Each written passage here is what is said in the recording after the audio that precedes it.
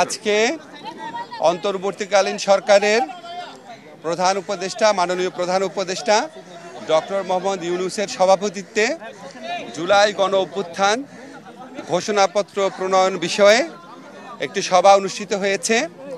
এই সভাতে বিএনপি, জামাত, হেফাজতে ইসলাম, বাম মঞ্চ, বৈষম্যবিরোধী ছাত্র আন্দোলন, নাগরিক কমিটি সহ জুলাই গণ অভ্যুত্থানে অংশগ্রহণকারী প্রায় সকল শক্তি এবং রাজনৈতিক দল উপস্থিত ছিলেন।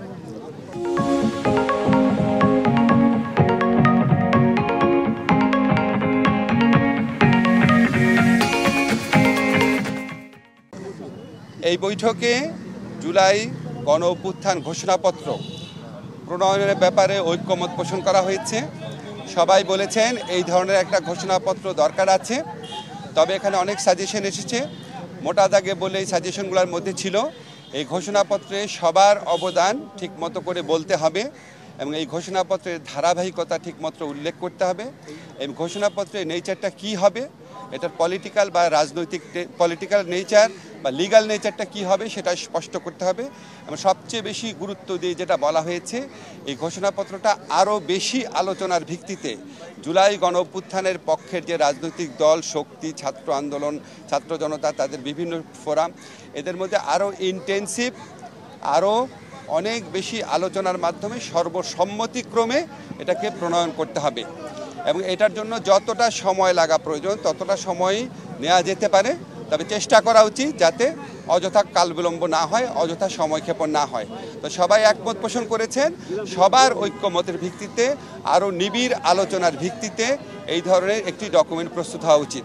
এবং সবাই আশাবাদ ব্যক্ত করেছেন যে এই প্রক্রিয়ায় আমরা সফল হতে সক্ষম হব এবং আমাদের জুলাই গণ অভ্যুত্থানকালে যে অটুট জাতীয় ঐক্যের মাধ্যমে আমরা ফ্যাসিস্ট গণহত্যাকারী সরকার শেখ হাসিনা সরকারের পতন ঘটিয়েছি, সেই ঐক্যের একটা ন্যারেটিভ সবাই ঐক্যবদ্ধভাবেই প্রণয়ন করতে পারবো, এই আশাবাদ ব্যক্ত করে আজকে সভা শেষ হয়েছে। আপনাদের সবাইকে ধন্যবাদ।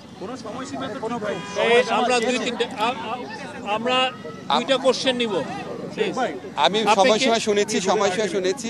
আপনারা যেটা সময়সীমা বলেছেন, সকল রাজনৈতিক দল এবং ছাত্রদের সংগঠন যারা অংশ নিয়েছে এখানে প্রায় সকলেই বলেছেন যে এই ঐক্যমত পোষণ করে সর্বসম্মতিক্রমে একটি ডকুমেন্ট প্রস্তুত করার জন্য যত সময়ই লাগুক সেই সময় যেন নেওয়া হয়, তাড়াহুড়া যেন না করা হয়, আবার অযথা কালক্ষেপণও যেন না করা হয়। কয়েকজন প্রস্তাব করেছেন যে এই লক্ষ্যে সংগঠিতভাবে আলোচনা পরিচালনার জন্য যেন একটা কমিটি গঠন করা হয়, এই ধরনের প্রস্তাব আসছে। আমরা এই সকল প্রস্তাব অ্যাক্টিভলি বিবেচনা করে দ্রুত সিদ্ধান্ত নিব। রাজনৈতিক দলগুলোর মধ্যে কোনো রকম দূরত্ব সৃষ্টি হয় নাই, শুধুমাত্র প্রসেস নিয়ে কি পদ্ধতিতে আলোচনা করা হবে সেটা নিয়ে বিভিন্ন রকম মতামত এসছে।